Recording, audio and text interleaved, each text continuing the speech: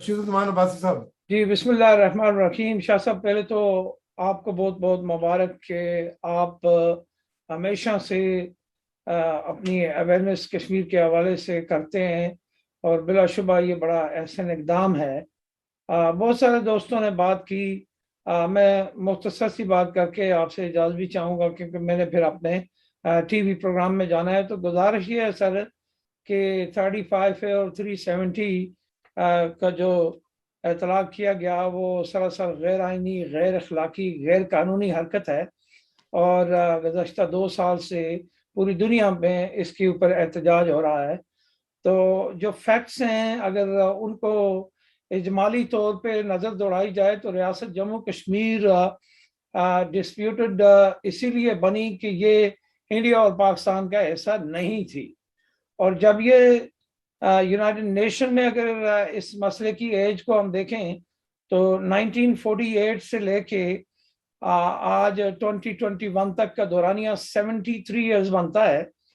अब हमने ये देखना है कि जो किसी खित्ते पे गैर काबिज होता है वो हर तरह के हरबे इस्तेमाल करता है अपने केस को मजबूत करने के लिए। और जिस तरह मेरी बहन रियाना ने बड़ी तफसील के साथ उनके एक्ट, कानून और सब चीज़ें बताई, वो जो हिस्सा उनके पास है साफ ज़ाहिर है उसको वो दुनिया को दिखाने के लिए कुछ भी कर सकते हैं। मगर मैं अगर इस मसले की एज को देखूं तो 73 इयर्स टोटल हैं हमदानी साहब।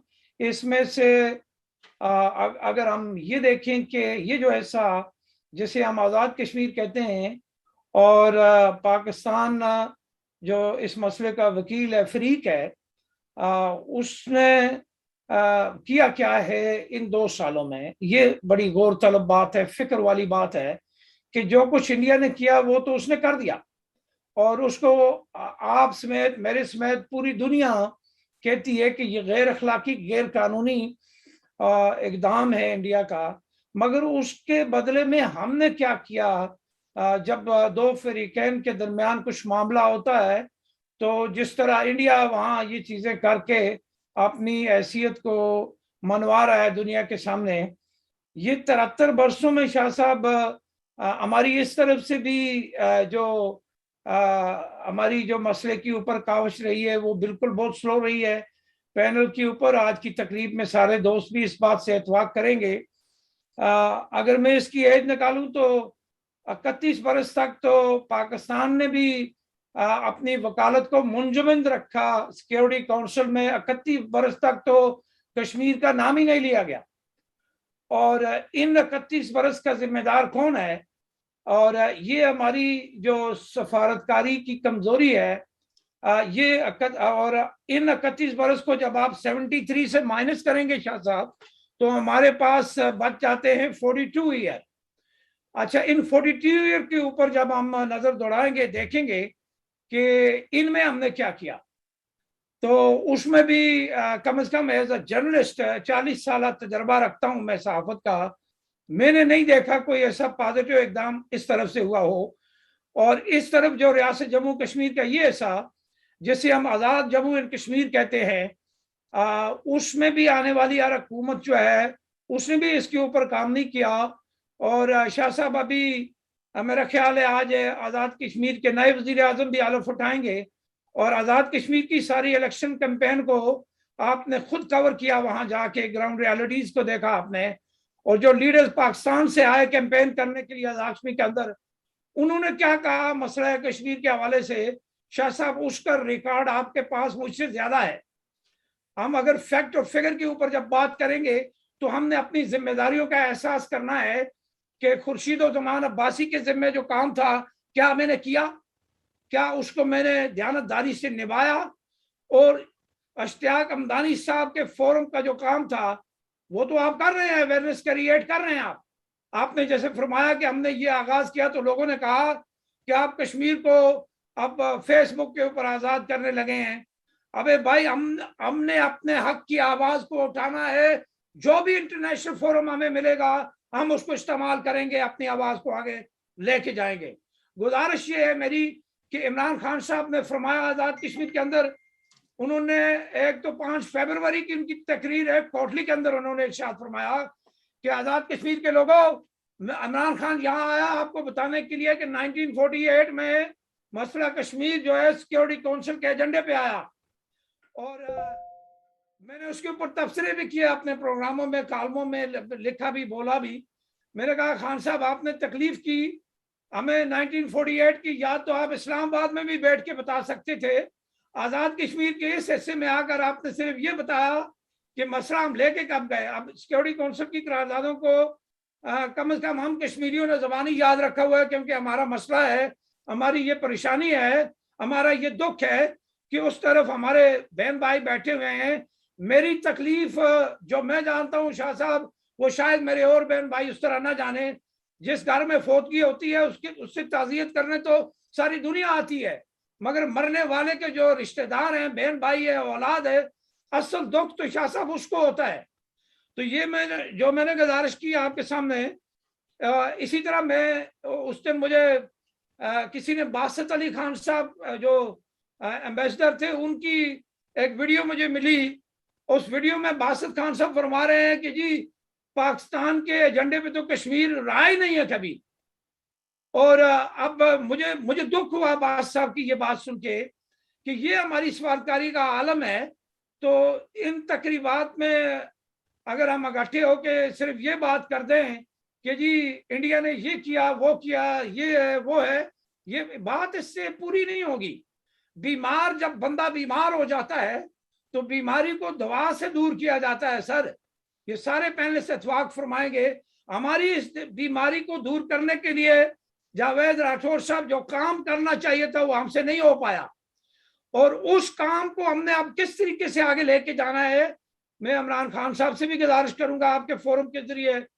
آج شاہ محمود قریشی صاحب کا بھی میں سن رہا تھا ایک ٹی وی کلپ، اور اس میں بھی انہوں نے وہی بات کی، اور وہ دیکھ کے پڑھ رہے تھے سر۔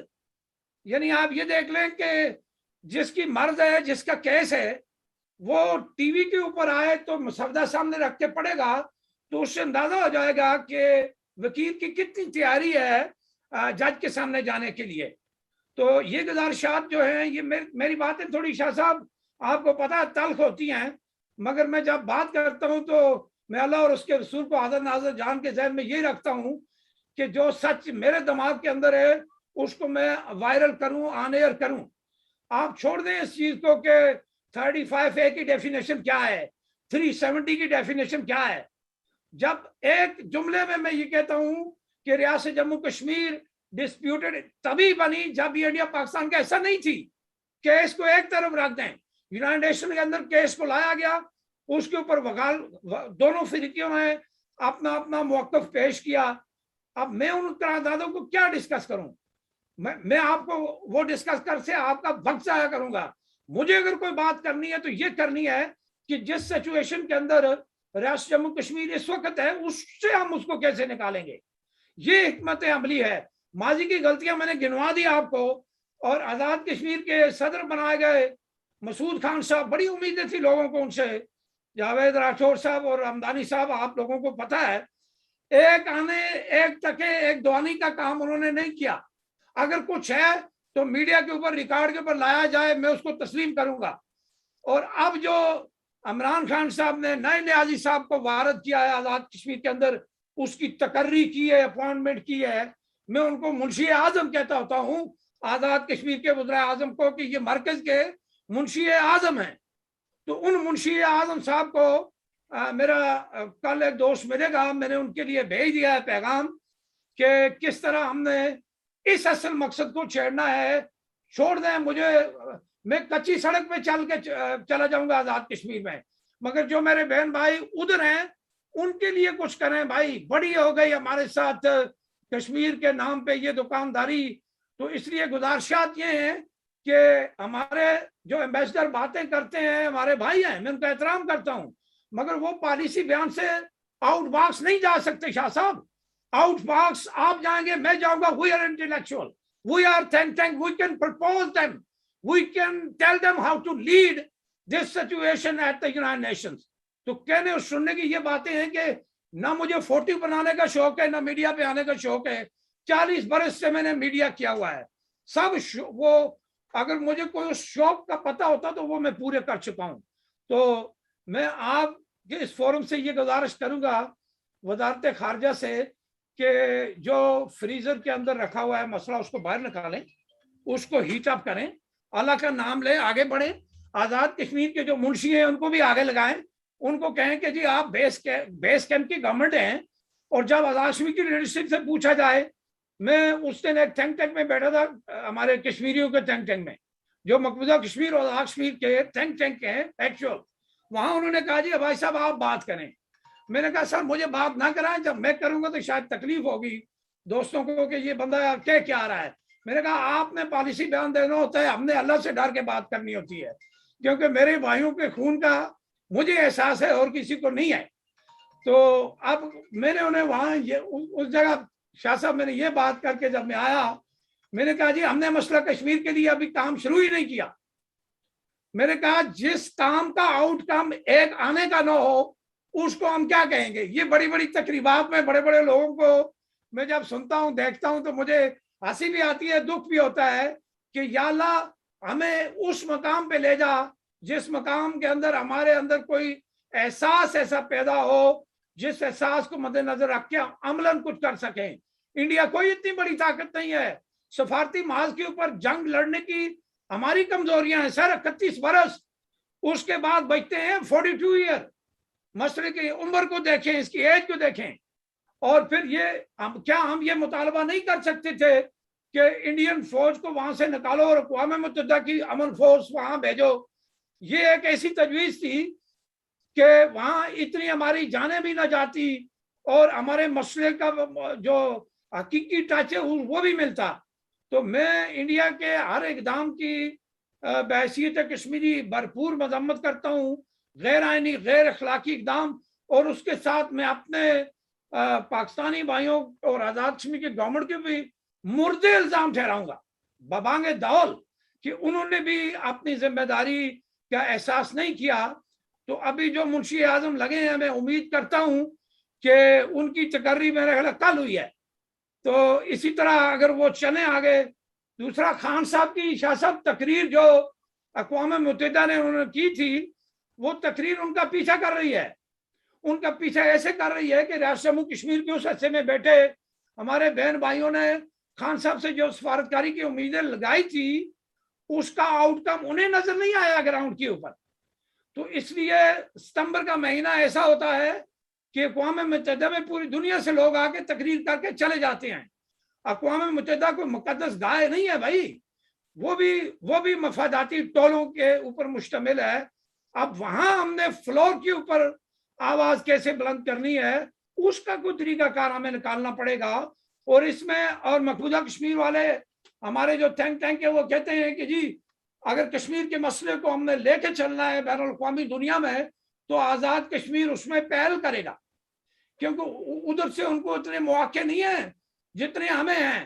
مگر افسوس, صد افسوس در افسوس کہ آزاد کشمیر کے اندر وہ فکر اور سوچ آج تک پیدا نہیں ہو سکی جو کو حالانکہ اس طرف جا کے وزارت خارجہ کے دفتر کے باہر بیٹھ کے احتجاج کرے. جس دن آزاد کشمیر کی لیڈرشپ جا کے وہاں احتجاج کرے پرائم منسٹر ریڈی کے باہر کہ سر ہمارا مسئلہ تو یہ ہے, کاش اللہ تعالیٰ وہ دن لائے ہمیں وہ محسوس ہو کہ ہمارے جو سیاستدان ہیں وہ عملی طور پہ کام کر رہے ہیں. تو شاہ صاحب اگر کوئی بات تلخ ہو آپ سے پینلسٹ سے معذرت, جو کچھ دیانتدارانہ طریقے سے میں کہہ سکتا تھا مختصر وقت میں میں نے آپ کے گوش گزار کر دیا. اور آپ کا بہت شکریہ, بہت نوازش. اللہ تعالیٰ آپ کو توفیق دے, اسی طرح آپ اویئرنیس کریٹ کرتے رہیں. اور یہ آپ کے ادارے کا ترہ امتیاز ہے اور اس کے اوپر میں آپ کو داد تحسین دیتا ہوں. بہت نوازش سر. بہت شکریہ خورشید زمان بھائی صاحب. اس میں معذرت کی کوئی بات نہیں ہے. اس کی وجہ یہ ہے کہ یہ ہم سب کا دکھ ہے اور یہ ہم سب کا جو فرض ہے کہ ہم بات کریں اپنے صرف کانفرنسز, ویبنار یا اخباری بیانات کی تک نہیں, بلکہ ہم کشمیر کی وہ بات کریں کہ جس کا کوئی ہمیں پازیٹیو رزلٹ اس پار کے کشمیریوں کو ملے.